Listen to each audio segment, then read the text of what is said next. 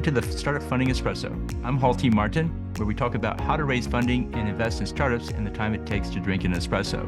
If you have a question about startup funding or investing, please go to the website, startupfundingespresso.com, and type in your question into the chat bot in the lower right corner to receive an answer. I hope you enjoy this episode. Hello, this is Hall T. Martin with the Startup Funding Espresso, your daily shot of startup funding and investing.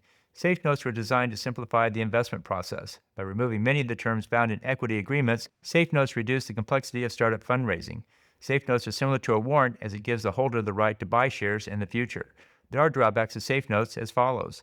There's no debt component that can be used for payback. Safe notes require the holder to have a C corporation. The safe note is listed on the cap table like an option.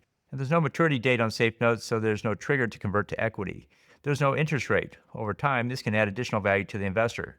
Many safe notes don't have a valuation cap, which can reduce the value to the holder. The presence of additional safe notes can reduce the return through dilution. For early stage funding, safe notes are simple to use, but they don't always convert to equity the way investors thought they would. Be sure to understand the safe note structure before using it for an investment. Thank you for joining us for the Startup Funding Espresso, where we help startups and investors connect for funding. Let's go start listening to today. Hall T. Martin is the director of Investor Connect, which is a 501c3 nonprofit dedicated to the education of investors for early stage funding.